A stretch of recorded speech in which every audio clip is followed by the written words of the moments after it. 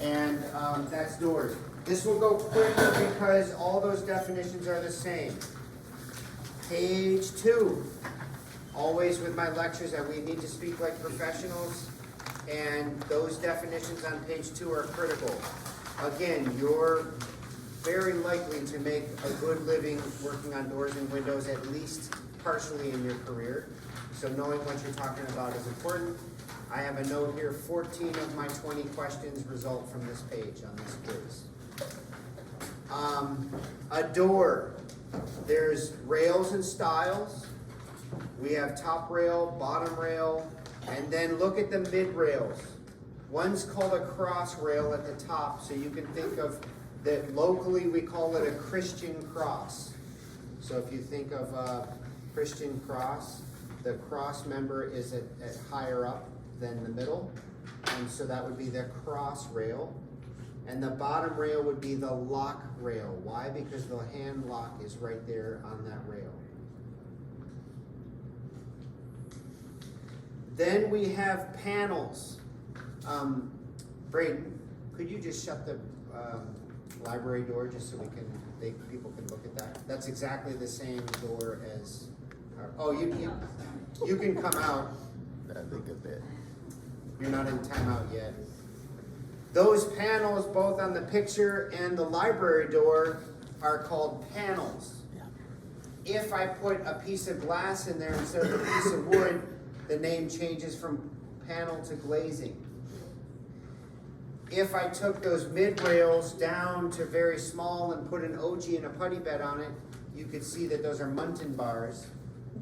And then you can see they're both basically exactly the same thing. We're using the same tools, same terminology. One's bigger, heavier, one's smaller, more delicate, and they're all built the same way. When we talk about styles, we have the latch style, where the lock handle is, or the latch, the lock, and the hinge style. So we're just a little bit further, more defined than left and right style of a window. Threshold is the piece on the ground that goes between the two floors that the door is in the middle of. These doors, like what Braden just walked through, doesn't have a threshold because the concrete is just continuous. But think if this were inside and the foyer was an outside deck, there'd be a threshold. Almost always in our homes they're aluminum, could be wood. The Green Gables one we're going to repair is wood, but that's the threshold. The brick mold on a window is called the casing, an exterior, and makes it waterproof. On the inside we have casing as well, and instead of brick mold it's just casing, or what we would call trim. The frame that the door hangs in, the frame that my hinges are attached to, is called my jamb. Where the jamb is the frame that the door and or window are fit in. Is that good? Any questions on that? Okay. Clad doors, so that's a solid wood door, the one behind Braden. Clad doors means that there's an outer layer and an inner layer, and they all could take different types. So the outer layer, the cladding, often is made of wood, steel, PVC, or fiberglass. Wood, steel, PVC, or fiberglass. And the inside, we'll talk about that in a minute. Page 4. That's outside. Ask me again. Those materials are... For the outside cladding, what you'd see and touch if you saw the door. You kind of have two choices for the interior. Solid wood, so the one behind Braden is actually just made straight up of wood. So there's nothing else in it except wood. You can also have a solid core, so I can have cladding, PVC, wood, metal, or fiberglass, and inside it I have solid wood. Then I have two choices. I can either have a big slab of wood or a bunch of little pieces finger jointed together? Why would I have a bunch of finger jointed pieces together instead of a slab? Because it's easier to find. Cheaper, Cheaper, stronger, easier to find, less warping. stronger, more stable. Think of your cutting board, exactly that. I have a door that I want to keep perfectly flat, perfectly straight, and I'm gonna beat the heck out of it its whole life. And if I have a solid slab and it's on the outside, so it's -20 here, +20 in there, it's pouring rain out here, it's bone dry in there, you can imagine that's gonna warp all the heck. A solid slab is a really, really bad choice. Finger jointed little pieces parts make a whole lot more sense. I want a solid core door when it's a security door, my exterior door, things like that. I need a hollow, I could use a hollow core door interior. If I'm in my house, I'm not probably gonna be worried about me breaking into my closet. I need a beautiful door, I wanna block it, but I don't need a bunch of money in it, etc. So what do I put in a hollow core door? Almost always it's cardboard. You can see page 5. It's just cardboard expanded out, and all that is a membrane to keep it stable.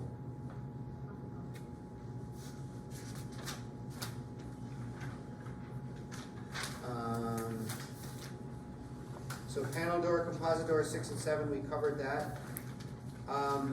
Overhead garage doors, page 8 and 9. You can just be aware of that. Page 10, door style. So there's flat, or what we call slab. You can write slab on there, have a slab door or a flat door. It's just, at least the outside looks like one big solid piece of wood. Almost always it's a cladding, but that's what it gives you the appearance of. Up top of page 11, molded panel, which implies that it's a cladding. I've stamped that design of those panels into PVC, fiberglass, metal. Bottom page 11 is raised panels, so those are actual stiles and rails fit together with mortise and tenon, and panels are put into them.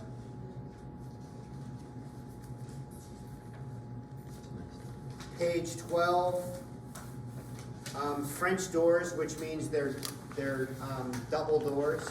It's double wide, and they're each individual door hung on hinges, also known as French doors. You're fancy. Sash doors are just any door with a glass panel in it. So technically those are sash doors. My office is also a slash door. This would be flat or slab, clad in metal. Dutch doors are awesome. I've always wanted one, but I've never had one. And you can see them. And louvered doors are always interior. They're meant for airflow. Very, very, very often on closet doors.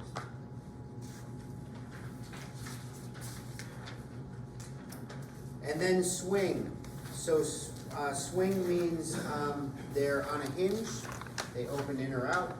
Bifold means they're double hinge, or they could be multiple hinge. Accordion means they fold up. And sliding means they're like a slider window. They slide back on each other. The problem is I think I talked about this already. The door is door is a necessary evil.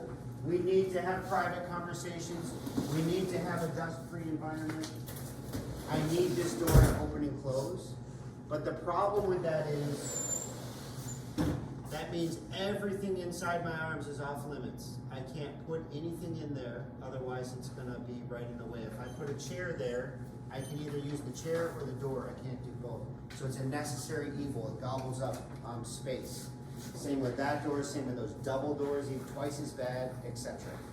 So sometimes we can get away with doing something else. Bifold takes up half the space because I've cut the door in half. Accordion takes very little space because I'm folding that door up into multiple pieces. And sliding doors fold back on themselves, so they take up less room as well. Some places you can have an application form, some you can't, but often, we're using one of those choices because of spatial layout of the blueprint of the house we're building. Good? So in other words, often closets, how many people have bifold closets on their bifold doors on their closets in the bedroom? Yeah, like more than half, because it takes up less of your bedroom. If I had double doors in my bedroom that went like that on my closet, there goes a third of my bedroom. Yeah. I just have a Dutch door in my bedroom. Do you really? Yeah. What do? You sell French fries out of there or what? What do you have a Dutch door for? I don't know, my grandparents' house is just really old. So like there's 4 bedrooms in our house with Dutch doors. That's awesome. 2 more doors, page 16. One is barn, so it's a sliding door, but it hangs on a rail. You can see there's big implications for not being weather tight for air, water, all that sort of stuff. And pocket doors. Pocket doors are great because they take up 0 space. The problem with it is the rail that it hangs on is locked inside a wall, and maintenance on them is very expensive, very difficult, etc. Screen doors, you're aware of them. We can skip past that. Door jambs, I already said that's the frame, that's a test question, page 18. That's the frame that the door hangs on.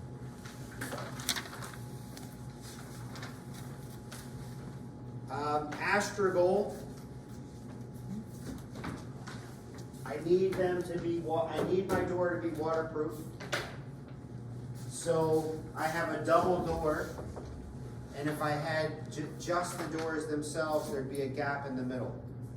And so what I have is this little lip right here.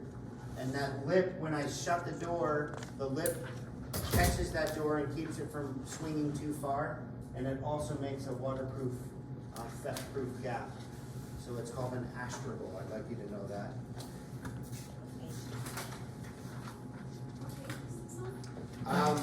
You can write that on page, The display is on page 20. thank you, page 20, great. Bottom page 20.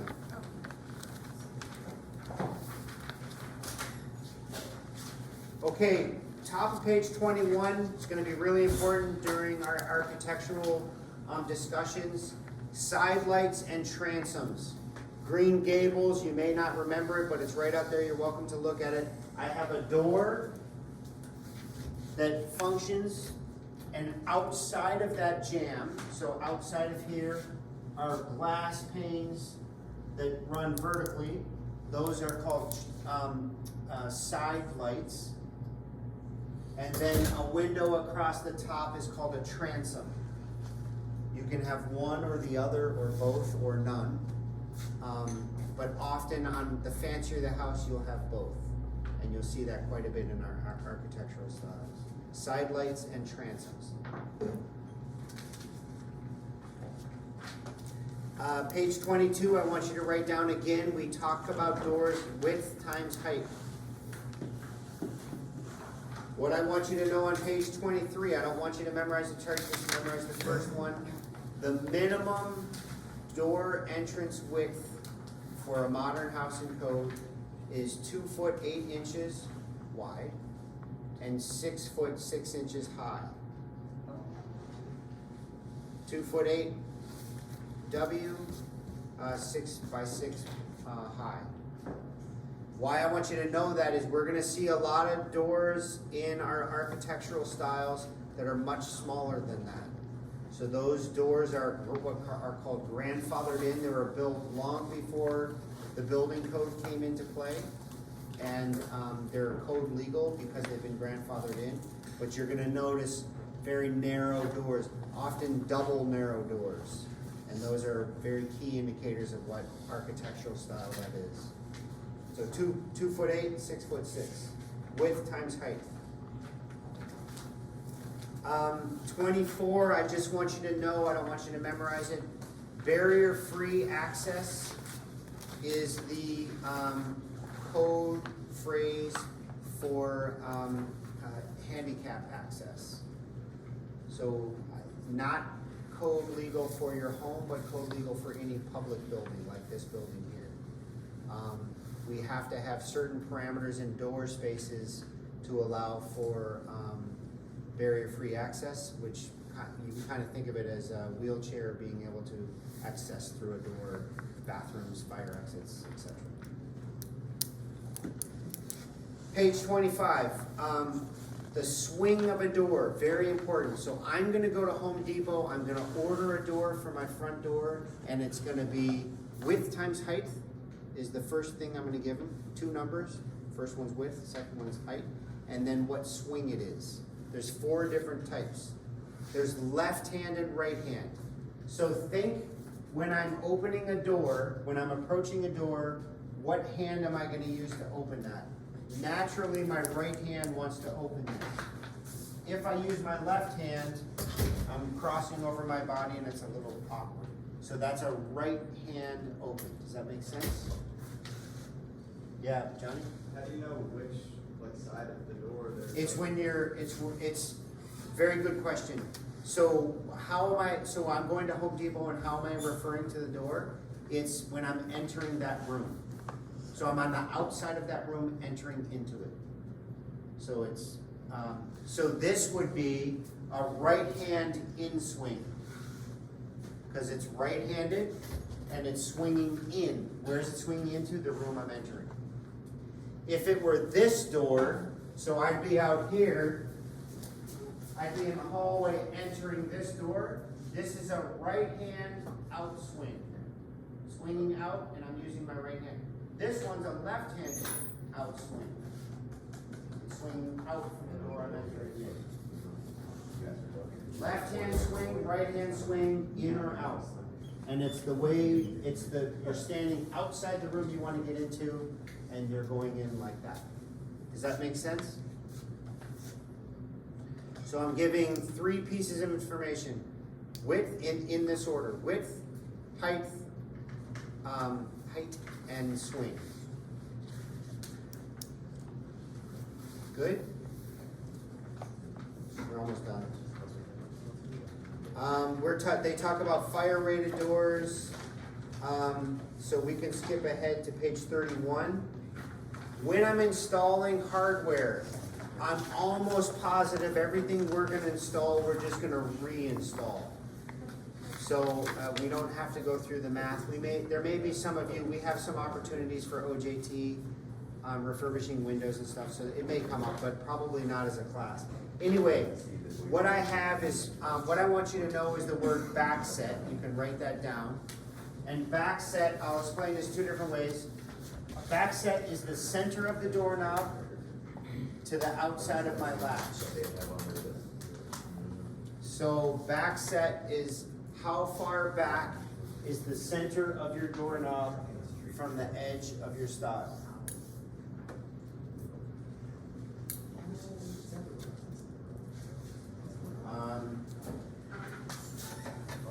You have a picture like this with a door?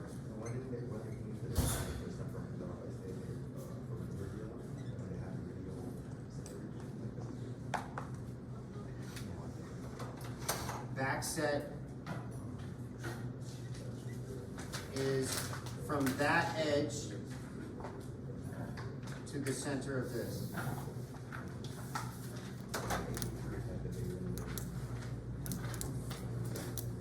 Very common, you're gonna have to replace hardware or restore it, and the locksmith will always ask what the backset is. You can look on page 32, the latch itself. You can see the top picture left is 5 inches, then 2 3/4, then one's adjustable between 2 3/8 and 2 3/4. That's the backset.